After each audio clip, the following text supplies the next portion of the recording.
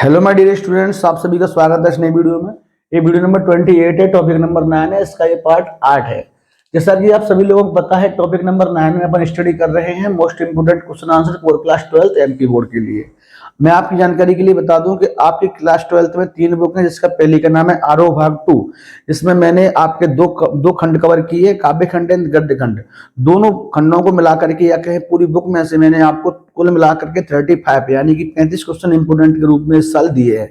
साथ ही अगर बात करें वेतन भाग 2 की, तो वेतन भाग 2 में अभी तक मैं 2 पाठों को सॉल्व करा चुका हूं, पार्ट 1 पार्ट 2, यहाँ पे लिखा है पार्ट 3। पार्ट 1 और पार्ट 2 में से कुल मिला के मैंने आपको 5 इंपोर्टेंट क्वेश्चन दिए हैं, तो कुल मिलाकर अभी तक 41 इंपोर्टेंट क्वेश्चन हो जाते हैं। ठीक है, अभी मैंने आपसे बोला भी था कि मैं 50 इंपोर्टेंट क्वेश्चन आपको दूंगा, तो अभी तक मैं 41 दे चुका हूं। अब कुछ बचे हैं 9-10 क्वेश्चन, इनको मैं और देने वाला हूं। ठीक है, तो आज अपन स्टडी करेंगे इसके पार्ट 8 में पार्ट 3 की। इस पार्ट 3 का नाम क्या? अतीत में दबे पांव, जिसको लिखा किसने है? ओम थानवी ने। ये पार्ट विधान भाग 2 यानी सहायक वाचन से लिया गया है। ठीक है, ये इसका अंतिम पार्ट है। साथ ही मैं आपको बता दूं, यदि आपने इसके पहले के पार्ट नहीं देखे हैं, टॉपिक नंबर 9 के पहले के इंपोर्टेंट अगर क्वेश्चन आप चाहते हैं और आपने पार्ट नहीं देखे, तो उनकी लिंक वीडियो डिस्क्रिप्शन में दी गई है, या फिर आप चैनल की प्लेलिस्ट में जाकर के उनको देख सकते हैं, जिससे आपके सभी इंपोर्टेंट क्वेश्चन एक साथ से कंप्लीट हो जाए। ठीक है, अब देखिए शुरू करते हैं अपन पार्ट 3 के बारे में। पार्ट 3 का नाम मैंने बता दिया आपको, अतीत में दबे पांव, ओम थानवी जी ने इसको लिखा था। यहाँ पे नाम से ही क्लियर हो रहा है कि अपन इसमें अतीत के बारे में पढ़ने वाले हैं। जो हमारा कुछ इतिहास हुआ करता था, कुछ अतीत हुआ करता था, इसके बारे में पढ़ने वाले हैं। ओम थानवी ने अतीत में दबे पांव इस चैप्टर में मेनली मुख्य रूप से बताया गया है सिंधु सभ्यता के बारे में। सिंधु सभ्यता के बारे में ओम थानवी जी ने लिखा है इस पार्ट में। तो पहले तो अपन सिंधु सभ्यता को जान लेते हैं, तो इस चैप्टर की एक बार थीम समझ लेंगे ना अच्छे से, तो फिर हमें इसके क्वेश्चन आंसर करने में बहुत आसानी होगी। आज की जो थीम है वो बहुत थोड़ी बड़ी है, कोई स्टोरी नहीं है जिसको आप याद रख पाए, है ना। इसमें कुछ डेट वगैरह भी याद रखने वाली चीज है, और जानकारी के लिए भी बहुत इंपॉर्टेंट होने वाली है। तो इस चैप्टर को यानी कि जो सिंधु सभ्यता समझा रहा हूँ, इससे हमें मालूम चलेगा कि हमारी पुरानी सभ्यता कौन सी थी, आज हम कहाँ हैं, पहले हम कैसे थे। ठीक है, ये भी आपको जानकारी मिलेगी। साथ ही साथ आपको ना ये पूरा चाहें तो आप इसको कहीं नोट कर लेना, जिससे कि ये इंपोर्टेंट भी है आपकी जो कंपटीशन लेवल पे एग्जाम में आते हैं हिस्ट्री में। हिस्ट्री में आपको ये सारी चीजें काम भी देने वाली हैं। आप आगे जाके जॉब के लिए पेपर देंगे तो आपको ये सारी चीजें काम भी देंगी। तो मैंने सोचा कि बच्चों को अच्छे से पढ़ा दिया जाए, तभी अपन को सुना था। तो छोटे छोटे होते हैं, आराम से ये बच्चों को याद हो जाता है, रट्टा भी मार लोगे आप, लेकिन समझना इंपोर्टेंट है। ठीक है तो देखिए, कोई बिल्कुल भी वीडियो को स्किप ना करेगा, बिल्कुल समझते जाइए सिंधु सभ्यता होती क्या है। ओम थानवी जी अभी घूमने गए होंगे कभी, तो उन्होंने सिंधु सभ्यता के गए, सिंधु सभ्यता के बारे में जाना, वहां पे फिर आकर के वहां पे लिख दिया। समझ गई मेरी बात? वहां पे क्या क्या उन्होंने देखा वो सारा वर्णन आपके पाठ में दिया गया है। ठीक है, अब देखिएगा, इस पूरे चैप्टर को समझने से पहले, यानी अतीत में दबे पांव को समझने से पहले, क्या कह सकते हैं, इस चैप्टर में बात हुई है सिंधु सभ्यता की। सिंधु सभ्यता को समझने से पहले मैं आपको थोड़ा इतिहास के बारे में लेके चलता हूँ, इतिहास की ओर लेके चलूंगा। ठीक है, इतिहास जो होता है हमारा, अगर हम प्राचीन इतिहास की बात करें, तो इतिहास जो है हमारा, उस इतिहास को अध्ययन के आधार पर, यानी कि पढ़ने लिखने के आधार पर 3 भागों में बांटा गया है। हमारे इतिहास कितने भागों में बांटा गया है अध्ययन के आधार पर? 3 भागों में। अगर कोई क्वेश्चन आपसे पूछता है कि इतिहास के जनक कौन है, तो इतिहास के जनक है हेरोडोटस। ये आपको नाम याद कर लेना है। इतिहास के जनक कौन है? हेरोडोटस। तो इतिहास को किसके आधार पर बांटा गया है? तो अध्ययन के आधार पर, यानी कि पढ़ने लिखने के आधार पर इसको 3 भागों में बांटा गया है। इसमें पहले भाग का नाम है प्राग ऐतिहासिक काल, दूसरे भाग का नाम है आदि ऐतिहासिक काल, तीसरे भाग का नाम है ऐतिहासिक काल।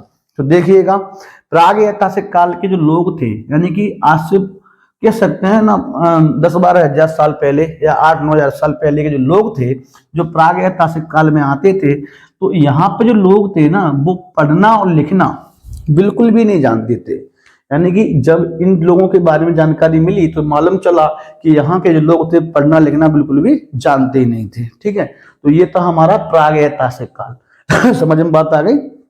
अब हम बात करते हैं आदि ऐतिहासिक काल के बारे में।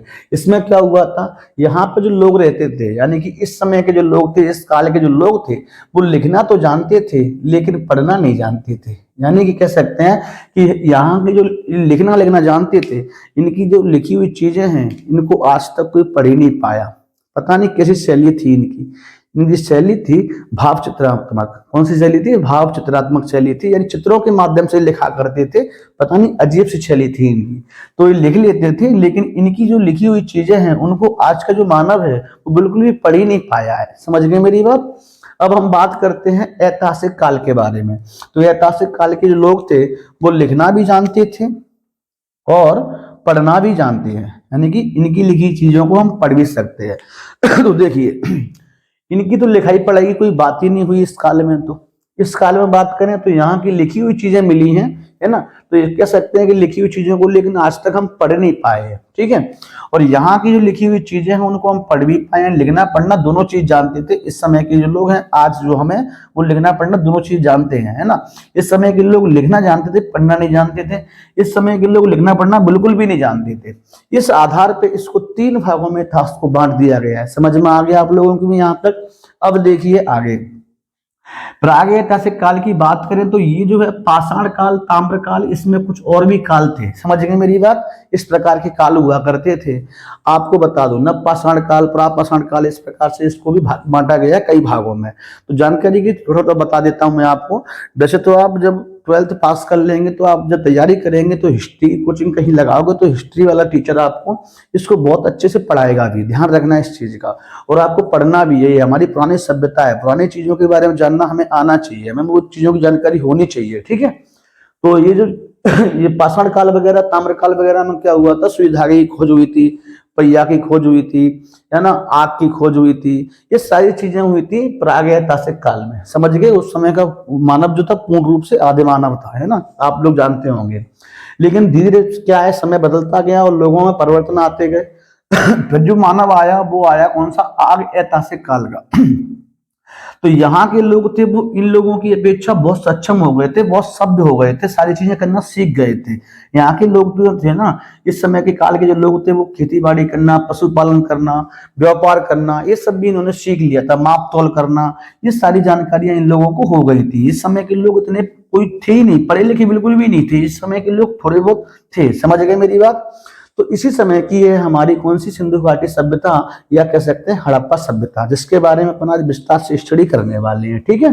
अब देखिएगा, बात करते हैं ऐतिहासिक काल की। यहाँ पे क्या हुआ? यहाँ पे देखिए प्राचीन भारत का इतिहास आप पढ़ेंगे आगे, अभी जब 12th पास कर लेंगे, जब मध्यकालीन भारत का इतिहास, आधुनिक भारत जो कि अभी है प्रेजेंट में, आप समझ ही पा रहे होंगे, है ना, अंग्रेज वगैरह के बारे में, है ना, जो मुगल वंश वगैरह है, जितने भी वंश साम्राज्य जो भी हैं, इन सब के बारे में हम स्टडी करते आ रहे हैं, ठीक है। तो ऐतिहासिक काल में हम इनकी स्टडी करते हैं।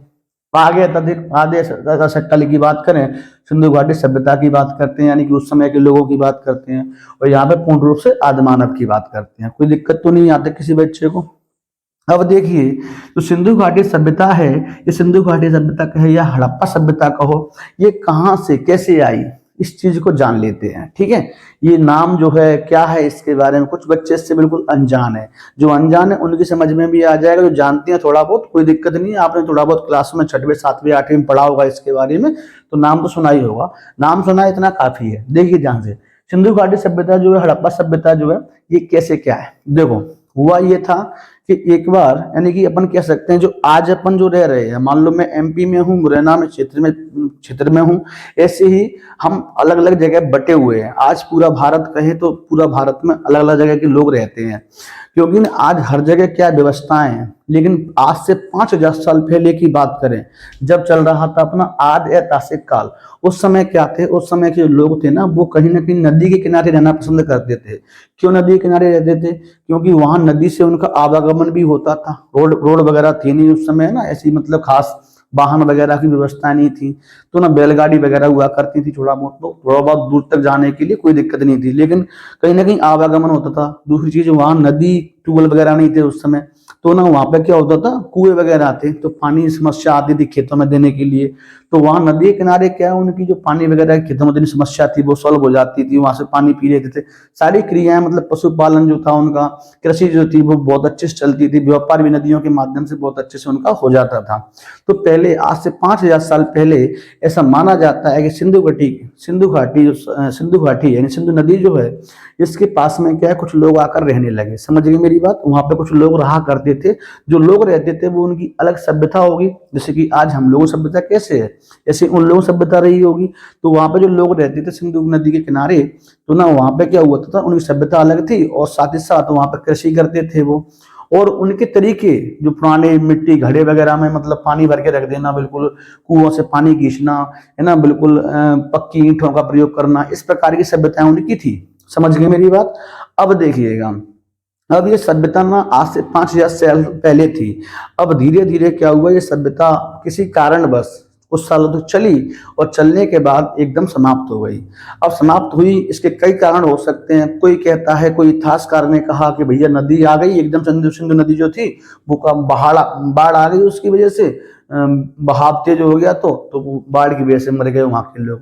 कोई कहता है सूखा पड़ गया, कोई कई कई प्रकार के कारण बताते हैं। ऐसा कोई इसमें फिक्स कारण नहीं है कि क्यों खत्म हो गई। समझ गए मेरी बात। अब कब की खत्म हुई है हमें तो इसकी जानकारी भी नहीं है। समझ गए मेरी बात। तो देखिए वो खत्म हो गई एकदम से, और वो उसके घर मकान जो थे, वहां के जो लोगों के घर मकान थे, उनके जो सामान थे, वो सब मिट्टी के नीचे किसी कारण बस दब गए। समझ गए मेरी बात। तो पहले, आज से अगर हम 200-300 साल पहले की बात करें, 200-300 300-400 साल पहले की बात करें, 400-500 साल पहले, हम इस सभ्यता से बिल्कुल भी परिचित नहीं थे, क्योंकि हम जानते ही नहीं थे, हमारे पास भी आधुनिक औजार नहीं थे इतने अच्छे से, है ना। और अगर हम भारत की बात करें तो भारत में तो भैया अंग्रेजों का शासन था, तो अंग्रेज करते वो हो जाता, बाद बाकी हमें तो जानकारी नहीं थी। हम तो अपने देश को आजाद कराने में ही लगे थे, तो हम अपनी सभ्यता की खोज कैसे करते। तो ना कुल मिलाकर के वो सारा सिस्टम जो था वो पूर्ण रूप से बंद हो गया कुछ हजार साल पहले ही। ठीक है। अब जाकर के क्या हुआ, अब देखिएगा वो धीरे धीरे उसकी खोज होना शुरू होगी। कैसे होगी, थोड़ा समझने की बात है। तो देखिएगा, ये हमारी जो नदी है, कौन सी, सिंधु नदी के किनारे, तो हमारी एक सभ्यता हुआ करती थी पहले, जो सिंधु नदी के किनारे रहा करती थी, और वो सिंधु नदी के किनारे ही क्या हो गई थी, खत्म हो गई थी, बिल्कुल विलीन हो गई थी, मिट्टी में दब गई थी। समझ में आ गया इतनी बात। ठीक है। उसे कहते हैं भारत की सभ्यता। समझ गए मेरी बात। क्या ये सभ्यता, भारत की सभ्यता। किसको कहते हैं, सिंधु नदी किनारे वो दब गई थी उसको। ठीक है। अब इसकी खोज कैसे हुई, बाद में इनकी खोज की गई थी। अब देखो, थोड़ा सा यहाँ पॉइंट याद रखने वाला है। 1826 में सबसे पहले हड़प्पा सभ्यता, यानी कि इसी की बात कर रहे हैं बेटा, इसकी सिंधु घाटी सभ्यता की, सिंधु घाटी सभ्यता की यानी हड़प्पा सभ्यता की बात कर रहे हैं। तो सबसे पहले हमने इसकी खोज, यानी कि इसके बारे में जानकारी मिली, पुरातन जो अवशेष थे वो कम मिले, 1826 में मिले। 1826 से पहले हम तो इसके बारे में जानते ही नहीं थे। समझ गए मेरी बात। तो देखिए, हमारी भारत की सभ्यता जो थी वो सिंधु नदी के किनारे हमें कब मिली, 1826 में मिली। समझ गए मेरी बात। ऐसे ही मेसोपोटामिया जो देश है, इसकी भी एक सभ्यता हुआ करती थी, जो दजला या फरार नदी के किनारे इनको मिली होगी। समझ गए। मिस्र की जो सभ्यता है वो नील नदी के किनारे इनको मिली है। चीन की जो सभ्यता है वो यमुना नदी के किनारे इनको मिली है। यानी कि पहले के जो लोग थे वो अक्सर नदियों के पास रहना पसंद करते थे, क्योंकि खेती बाड़ी वगैरह उनका करना आसान हो जाता था। समझ गए मेरी बात। तो जैसे कि हमारी सभ्यता की खोज हुई है 1826 में। इससे पहले हम बस और सभ्यताओं के बारे में सुनते थे, जैसे मेसोपोटामिया की सभ्यता के बारे में, मिस्र की सभ्यता के बारे में, चीन की सभ्यता के बारे में, इनके बारे में हमने सुना था, देखा था, लेकिन अपनी कोई सभ्यता नहीं थी। और माना जाता था कि भैया ये सभ्यताएं हैं, यही हैं बस 3 सभ्यता। लेकिन 1826 में के बाद अब जो सामने आई वो थी हमारी सिंधु घाटी सभ्यता या हड़प्पा सभ्यता, जो किसकी सभ्यता है, भारत की सभ्यता है। समझ गए मेरी बात। अब देखिए, हड़प्पा सभ्यता इसका नाम क्यों पड़ा, सिंधु घाटी सभ्यता इसका नाम क्यों पड़ा, तो थोड़ा सा इंटरव्यू ओवरव्यू में दे देता हूं आपको। सिंधु नदी के किनारे ये सभ्यता खुदाई के बाद मिली, यानी कि जब थोड़ा सा खुदाई वगैरह हुई तो ये मिली कौन सी सभ्यता, सिंधु घाटी सभ्यता। इसके लिए इसका नाम रख दिया गया कौन सा, सिंधु घाटी सभ्यता। हड़प्पा जगह में सबसे पहले खुदाई कहीं हुई थी तो वो हुई थी हड़प्पा जगह में, इसीलिए इसका नाम हड़प्पा सभ्यता के नाम से भी जाना जाता है। समझ गए मेरी बात। तो आई होप कि आपको समझ में आ गया होगा। दुनिया की सबसे पुरानी 4 ही सभ्यताएं हैं, जो कि इनमें हमारे भारत की सभ्यता भी मौजूद है। इसका नाम क्या है, सिंधु घाटी सभ्यता या हड़प्पा सभ्यता, जो कहाँ पे मिली है हमें, सिंधु नदी के किनारे मिली है। समझ गए मेरी बात। या सिंधु नदी के नाम से सभ्यता जो है जानी जाती है। अगर हम बात करें मिस्र की सभ्यता, तो नील नदी के किनारे मिली है इनको। मेसोपोटामिया की दजला या फरार नदी के किनारे मिली है इनको। और चीन की सभ्यता जो है यमुना नदी के किनारे मिली है। ठीक है। ये कब की सभ्यता है, ये है आदि ऐतिहासिक काल की सभ्यता। ठीक है। अब इस सभ्यता की डिटेल में जानकारी लेंगे अपन, यानी सभ्यता कब मिली, कैसे मिली, किसने इसकी खोज की। देखिए ध्यान से, हुआ ये था 1826 से पहले जानकारी नहीं थी कि हमारी कोई सभ्यता थी कि नहीं थी, हम जानते ही नहीं थे इस चीज के बारे में बिल्कुल भी। तो देखिए 1826 में उस समय अंग्रेजों का हमारे ऊपर शासन था, आप सभी लोगों को पता होगा। 1826 में सर चार्ल्स मेसन, ये एक अंग्रेजी अधिकारी का नाम है, जिसका नाम है सर चार्ल्स मेसन। इन्होंने क्या किया, पंजाब, एक जो राज्य पड़ता है अपने यहाँ पंजाब, पंजाब को पता है आपको, दो भागों में डिवाइड कर दिया है, भारत में भी पंजाब है और पाकिस्तान में भी पंजाब है। तो पाकिस्तान वाले पंजाब की बात यहाँ पर हो रही है। पाकिस्तान वाले पंजाब में एक जगह पड़ती है हड़प्पा। तो यहाँ पे पहुंचे थे कौन, सर चार्ल्स मेसन पहुंचे थे। कहां पे पहुंचे थे, हड़प्पा में। जो हड़प्पा कहाँ पड़ता है, आज के पंजाब के पाकिस्तान में पड़ता है, समझ गए, यानी पाकिस्तान के पंजाब में पड़ता है, ठीक है। इन्होंने यहाँ पे जाके इनका निरीक्षण किया और देखा कि यहाँ पे मिट्टी के नीचे देखा कि कुछ पुराने अवशेष दिखाई दे रहे थे थोड़े थोड़े, यानी कि इनको लग गया कि हाँ इसके नीचे कुछ है, मिट्टी की कुछ सॉरी वो पुरातन क्या है, अवशेष है, यानी पुराने जमाने की कुछ चीजें इनको दिखाई दे रही थी, ईंट खंडा पत्थरा वगैरह इस प्रकार की चीजें इनको दिखाई दे रही थी। समझ गए मेरी बात। अब इनको ना इग्नोर कर दिया इन्होंने ध्यान ही नहीं दिया, चलो होगा कुछ, पता नहीं क्या है इसके नीचे, है ना, ऐसा माना जाता है। अब देखिए, लेकिन उन्होंने एक अच्छा काम कर दिया। 1842 में इन्होंने एक लेख लिख दिया इसके ऊपर कि ऐसी ऐसी मुझे चीजें वहां पे मिली हैं, हड़प्पा नामक जगह में मिली हैं, जो कहाँ है, पंजाब। और जो पंजाब कहाँ है, आज के पाकिस्तान में, लेकिन उस समय भारत का ही पंजाब हुआ करता था। समझ गए, बंटवारे के बाद पंजाब को दो भागों में डिवाइड कर दिया गया है, कोई दिक्कत तो नहीं है। 42 में उन्होंने लिख दिया कि भारत के पंजाब जो प्रांत है उसमें एक जगह पड़ती है हड़प्पा, जहां पे ये ना हमें कुछ अवशेष मिले हैं, ऐसा उन्होंने लेख लिख दिया, ठीक है। कब लिखा, 1842 में।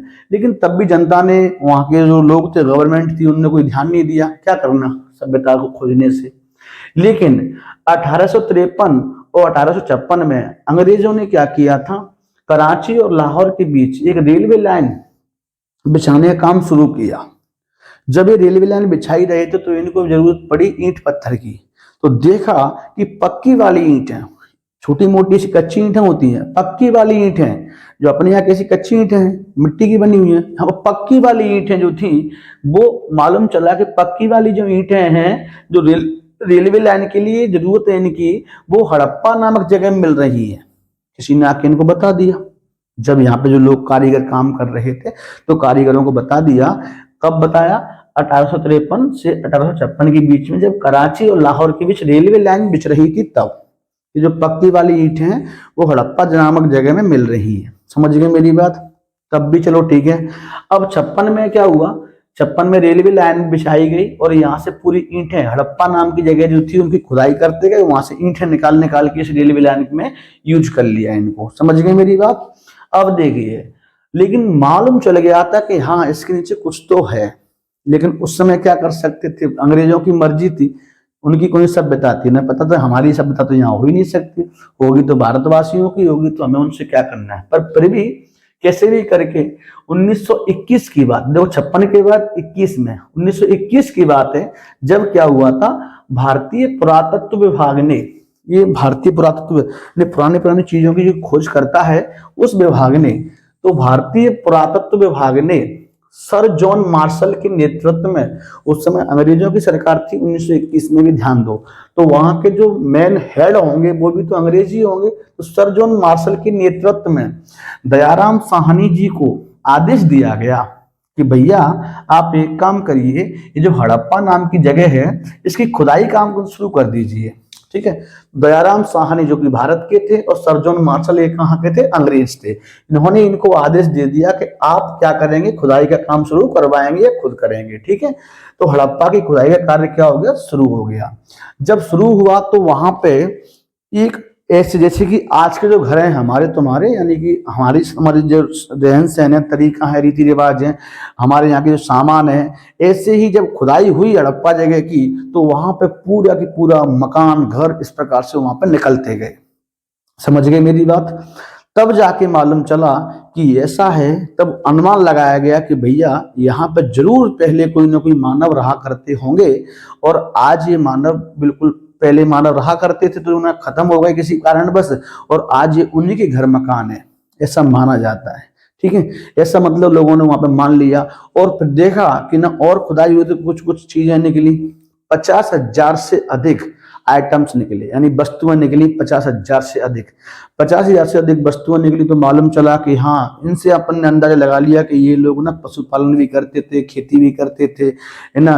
यहाँ पे नहाने के लिए स्थान था, है ना। ये सारी चीजें ना, इसमें मकान कैसे थे, गलियां कैसी थी, सड़कें कैसी थी, ये सारी जानकारियां, लोहे का यूज नहीं करते थे, है ना, तांबे का यूज करते थे, कांसे का यूज करते थे, इस प्रकार की चीजें, मतलब मिट्टी के बर्तनों का यूज करते थे। इनकी शैली कैसी थी, लिपि कैसी थी, ये सारी जानकारियां हड़प्पा की खोज करने के बाद मिलना शुरू हो गई। समझ गए। अब चूंकि ये सिंधु नदी के किनारे सारी घटनाएं हो रही थी, इसीलिए इसको बोलते थे सिंधु घाटी सभ्यता। ठीक है, समझ गए मेरी बात। सिंधु नदी किनारे है ना, समझ गए। अब चूंकि सबसे पहली खुदाई कहीं हुई थी, यानी सबसे पहले ये सभ्यता मिली थी, वो मिली थी हड़प्पा नामक स्थान पे, इसीलिए इस सभ्यता को दूसरा नाम दे दिया गया, क्या, हड़प्पा सभ्यता। समझ गई मेरी बात। ये हड़प्पा की खुदाई कब हुई थी बेटा, ये डेट आपको दिमाग में रखनी है, 1921 में। किसके द्वारा की गई थी, तो दयाराम साहनी के द्वारा की गई थी। किसके आदेश पे की गई थी, सर जॉन मार्शल नेतृत्व में इसकी खुदाई का काम शुरू किया गया था। समझ गए। तो सिंधु घाटी सभ्यता नाम क्यों पड़ा, क्योंकि ना, यानी कि वो पुरानी सभ्यता थी, यानी कि आज के मानव ने अपने पुराने जो मानव के घर थे उनको खोज लिया था। पुराने मालूम चल गया था कि यहाँ पे पहले से कुछ लोग रहा करते थे। ठीक है, वो खोज हुई, उस पर सर्च हुई है बहुत सारी, तो कुछ कुछ चीजें मालूम चलती गई हैं। ठीक है, अब समझना मेरी बात ध्यान से। तो देखिए, दयाराम साहनी के द्वारा ये काम शुरू किया गया था, किसके नेतृत्व में किया गया, सर जॉन मार्शल के नेतृत्व में। ठीक है, अब देखिए, अब आगे जाके वहां से थोड़ा सा पास में पड़ता है मोहनजोदड़ो, एक शहर पड़ता है, नगर पड़ता है, जो कहाँ पे है, पाकिस्तान के सिंध प्रांत में है। ये कहाँ पे था, पाकिस्तान के पंजाब प्रांत में था हड़प्पा, और सिंध प्रांत में कौन सा है, मोहनजोदड़ो।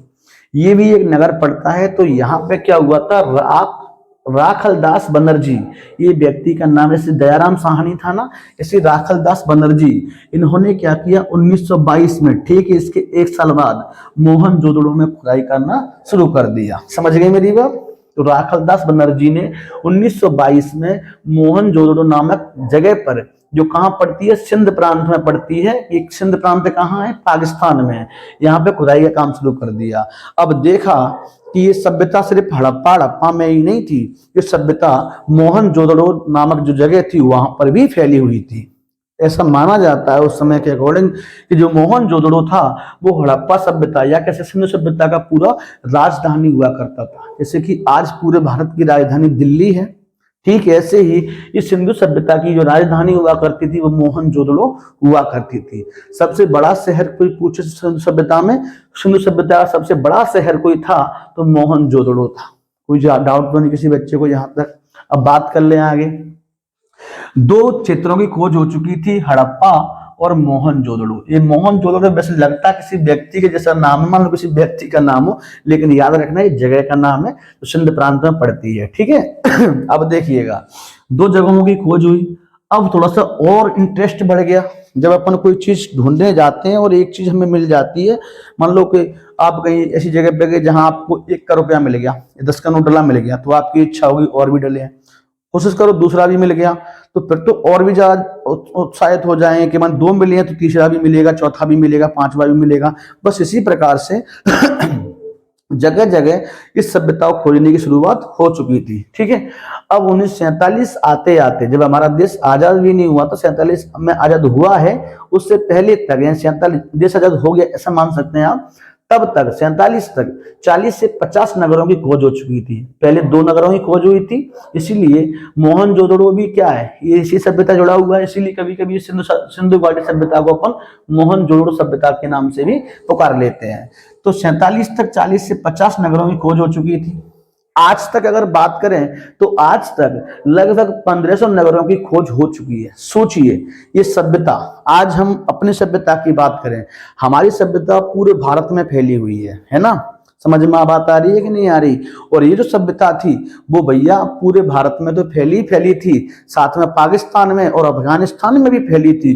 तो कितनी महान सभ्यता होगी जी, कितनी बड़ी सभ्यता होगी जी, एक अनुमान अपन लगा सकते हैं। यानी कि हम भारत के लोग सिर्फ भारत तक सीमित हैं, यानी हमारी सभ्यता सिर्फ भारत तक सीमित है, लेकिन इनकी सभ्यता पाकिस्तान और अफगानिस्तान तक भी जाती थी। भारत में तो थी साथ में पाकिस्तान और अफगानिस्तान तक भी जाती थी। यानी कि इस सभ्यता के खोजे गए 1500 नगर, टोटल अभी तक 1500 नगर की खोज हो चुकी है, जिसमें से 925 नगर इंडिया में मिले हैं, 575 नगर पाकिस्तान में मिले हैं। ये बेटा लगभग में आंकड़ा है, इसीलिए एक आध दो चार कम बढ़ हो सकते हैं। और 2 नगर इस सभ्यता के अफगानिस्तान में भी मिले हैं। आई होप कि आपको समझ में आ गया होगा। अगर इसका विस्तार देखा जाए तो 13 लाख वर्ग किलोमीटर इसका विस्तार है, यानी बहुत बड़ी सभ्यता थी। यानी बहुत बड़ी तादाद में आज से 5000 साल पहले कुछ लोग सिंधु घाटी की सभ्यता के नाम से कह सकते हैं सिंधु घाटी किनारे रहे होंगे। लेकिन अब समझ में आ गया ना आपकी में, सिंधु घाटी सभ्यता, अगर हम बात करें इनके नाम की, सिंधु घाटी सभ्यता या हड़प्पा सभ्यता, तो सर्व मान्यता प्राप्त किसको माना गया है? हड़प्पा सभ्यता को। सिंधु घाटी सभ्यता क्यों नहीं है? क्योंकि ये सभ्यता सिर्फ सिंधु घाटी के ही किनारे नहीं थी, बल्कि और भी जो नदियां थी उन सब के किनारे ये सभ्यता मिली है। खुदाई के बाद मालूम चला है ना, तो पहले इसको सिंधु घाटी सभ्यता के नाम से जाना जाता था ओनली, बाद हड़प्पा और सिंधु घाटी, लेकिन बाद में इसको ओनली सर्व मान्यता प्राप्त कर दिया गया हड़प्पा सभ्यता के नाम से।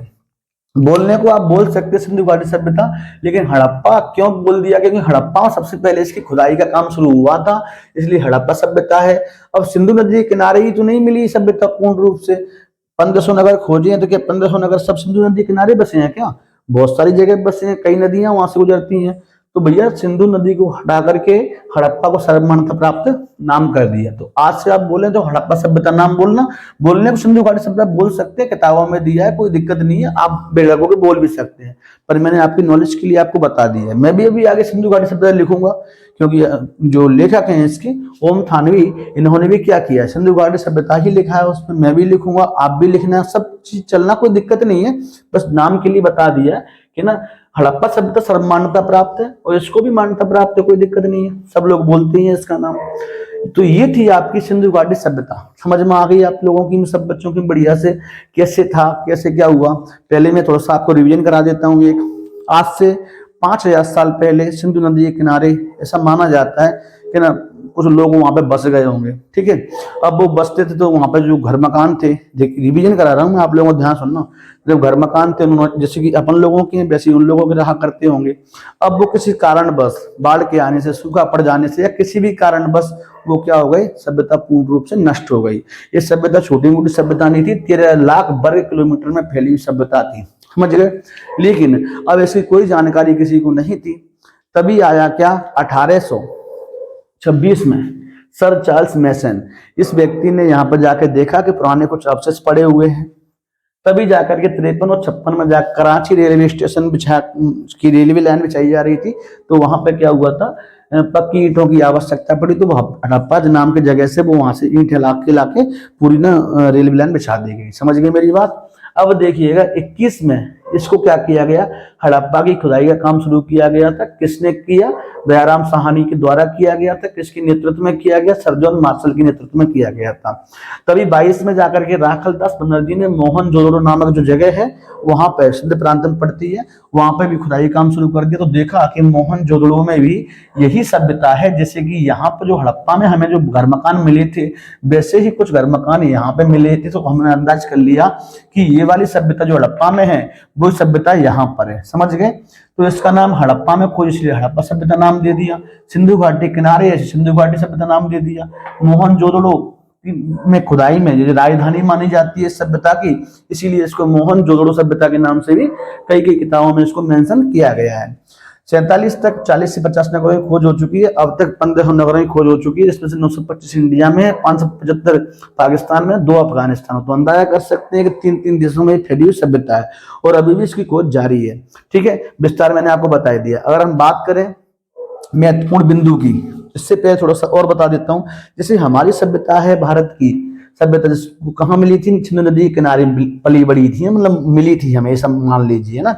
ऐसी मेसोपोटामिया की सभ्यता जो है वो दजला और फरान नदी के किनारे मिली थी इनको, ठीक है। मिस्र की सभ्यता जो नील नदी के किनारे मिली इनको। चीन की सभ्यता जो येलो नदी के किनारे मिली। तो अब अगर कोई क्वेश्चन पूछता है कि कौन सी सभ्यता जो है तो सबसे कितनी सभ्यताएं ऐसी हैं जो सबसे पुरानी है?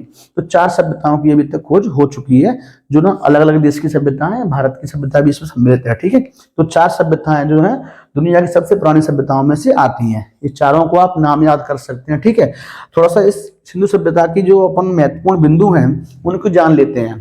पहला पॉइंट क्या लिखा है? सिंधु सभ्यता साधन संपन्न थी, यानी कि इसमें साधन संसाधन जो होते हैं तो साधन संपन्न थी, हर चीज वो थी जो लोगों को वहां पे आवश्यकता थी, लेकिन भव्यता का आडंबर नहीं था। ऐसा नहीं था कि कुछ दिखावा चलता हो। आज की जो सभ्यता है अपनी, इसमें सबसे ज्यादा क्या दिखावा चल रहा है? बड़े बड़े हवन महल, है ना, हर इंसान भाई टास उड़ाने की कोशिश कर रहा है भैया, है ना, हर इंसान एक गाड़ी या 2 गाड़ी लेने की कोशिश कर रहा है ना, जिसके पास साइकिल के लायक पैसे हैं मोटरसाइकिल लेने की बात कर रहा है। तो कहीं ना कहीं भव्यता का आडंबर दिखावा जाता है अपनी सभ्यता में। लेकिन उस समय की सभ्यता जो थी वो साधन संपन्न थी, सारी चीजें उनके पास थी, लेकिन भव्यता का आडंबर नहीं था। कोई नहीं सोचता था कि ना मैं इतना बड़ा कोई मकान बनाऊं, ऐसा कुछ नहीं था मतलब उस समय। ठीक है, बड़े बड़े महल थे लेकिन वो बड़े लोगों के लिए ही थे, छोटे लोग उसकी होड़ नहीं करते थे, है ना। तो देखिए भव्यता का उसमें आडंबर नहीं था। सिंधु सभ्यता की जो लिपि है वो भावात्मक भाव चित्रात्मक थी। भाव चित्रात्मक का मतलब यहाँ पे जो लोग लिखते थे ना वो चित्रों के रूप में लिखते थे। थोड़ा सा मैं आपको बता देता हूँ इनकी जो लिपि थी वो कैसी थी। इनकी लिपि को बोला जाए सर्पिलाकार। कैसे? सर्पिलाकार।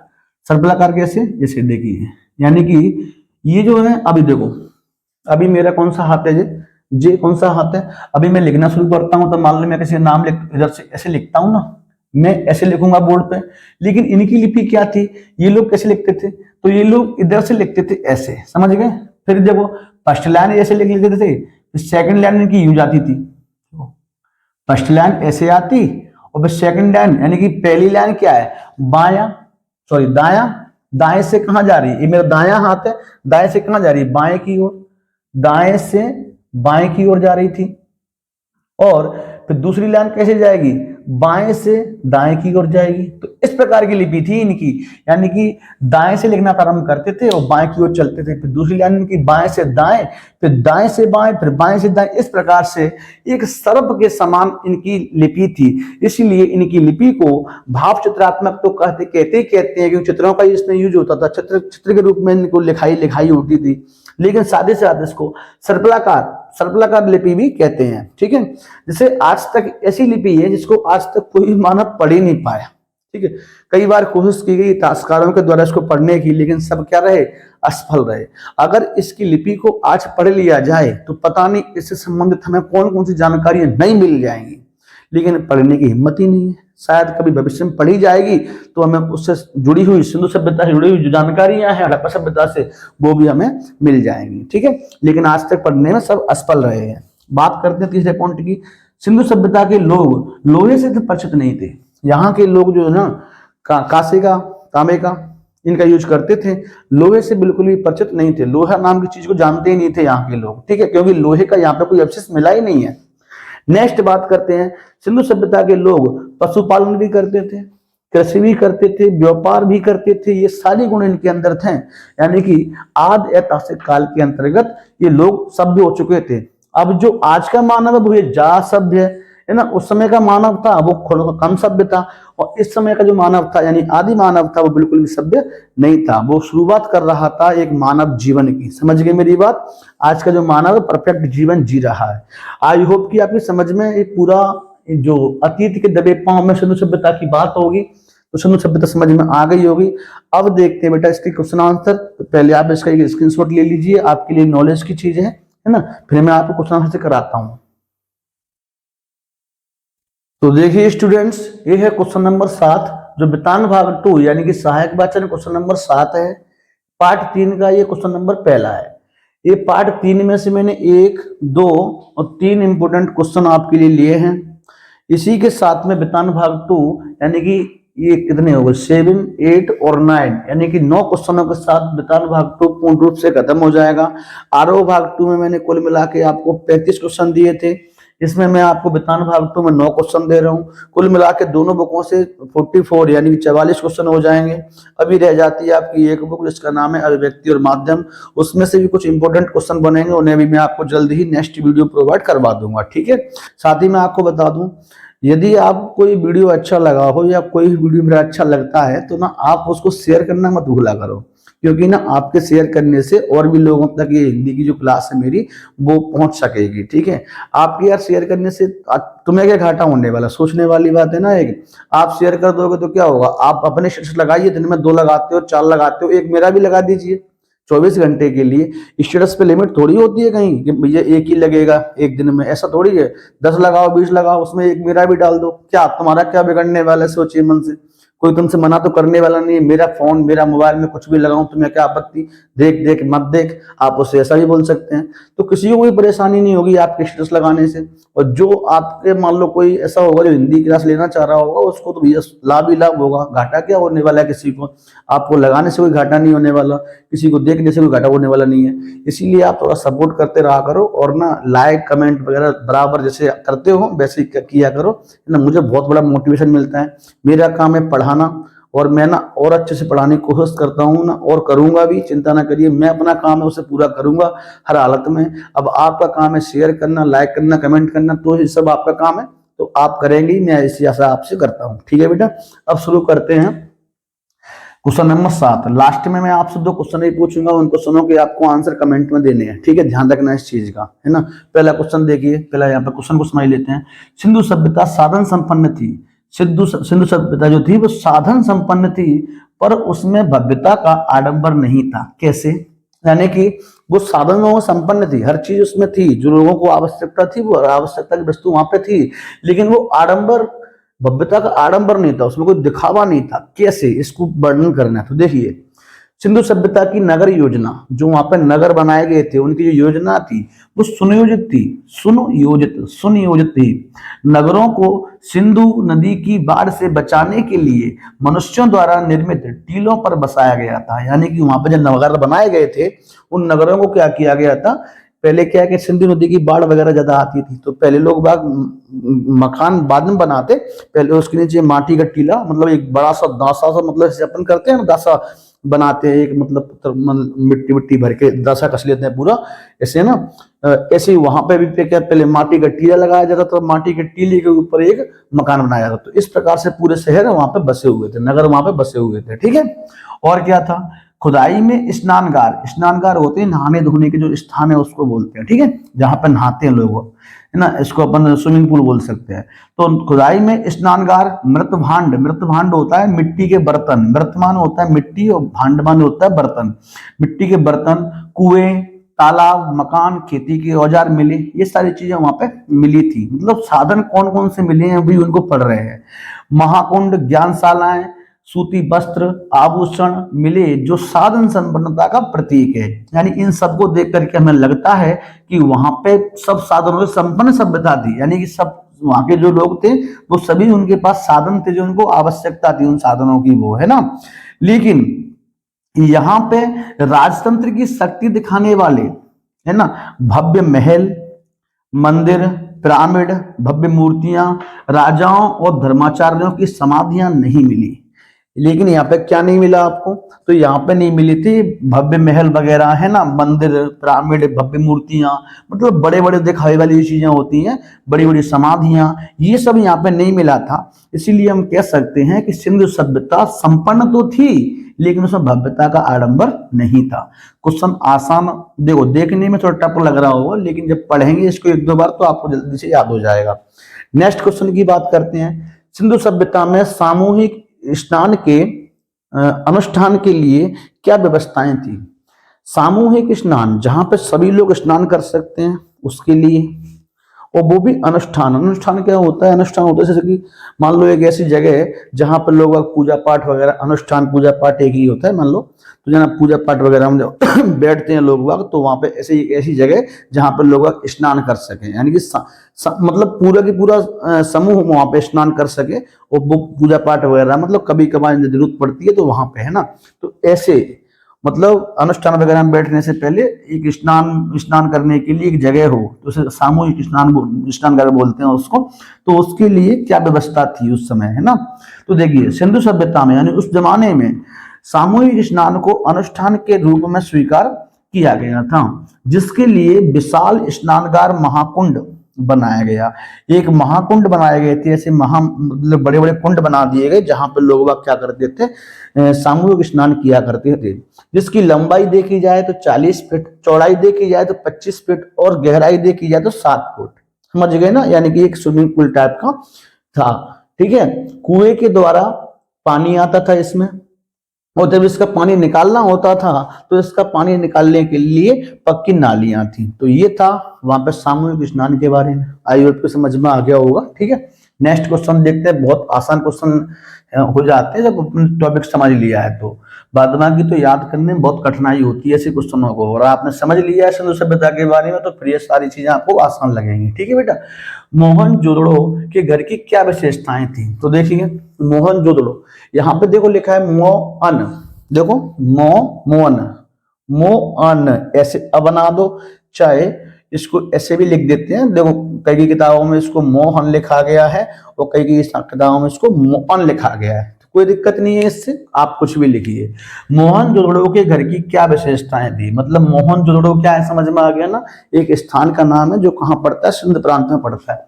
उसके घर की विशेषताएं क्या थी, तो सड़कों के दोनों ओर मकान होते थे, कोई सड़क है उसके दोनों ओर क्या थे, मकान हुआ करते थे। ठीक है, मान लो ये सड़क गई है, ठीक है, ऐसे थोड़ा समझा देता हूं मैं आप लोगों को। तो देखिए ये सड़क है, मान लो ऐसे मेन सड़क है जी, इसके दोनों ओर मकान हुआ करते थे। अच्छा, इसमें एक और सड़क गई है छोटी सी ऐसे, ठीक है ऐसे। अब ऐसे मान लो ये भी, समझना मेरी बात ध्यान से, ऐसे। ठीक है, एक सड़क और बीच में थोड़ी गली गई है, गली है ऐसे। ठीक है, एक गली ऐसे गई है ऐसे। ठीक है, तो देखिए ये मुख्य सड़क है। ठीक है, तो अब बात कर लेते हैं थोड़ा सा इसकी। ऐसे एक गली गई थी ऐसे, एक सड़क ऊपर भी बनी है ऐसे, मेन सड़क ऐसे। तो थोड़ा सा समझने वाली बात है यहाँ पे, जो देखो सड़कों के दोनों ओर मकान होते थे, इधर भी मकान सड़क के और इधर भी ऐसे मकान होते थे। ठीक है, इधर भी क्या होते थे, ऐसे मकान होते थे ऐसे।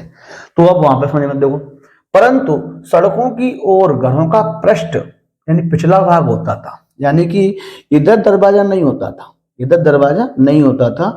ये सब दरवाजे कहाँ होते थे, इधर गलियों में दरवाजे, ये गलियां हैं, ये गलियां हैं और ये मुख्य सड़क है। तो सड़क के दोनों ओर मकान तो होते थे, लेकिन उनका जो पृष्ठ भाग होता था, पीछे वाला भाग होता था, यानी कि दीवार होती थी वो सड़क के साइड में होती थी, उनके घरों के जो दरवाजे थे वो ऐसे होते थे। इस घर के दरवाजे मान लो ऐसे, ठीक है, ऐसे यहाँ पे एक और घर है मान लो ऐसे, एक और घर है ऐसे। गलियों में दरवाजे होते थे ना कि मुख्य सड़क पे। तो मुख्य सड़क पे जो सड़क होती थी वो घरों के देखो, परंतु सड़कों की ओर घरों का पृष्ठ यानी पिछला भाग होता था।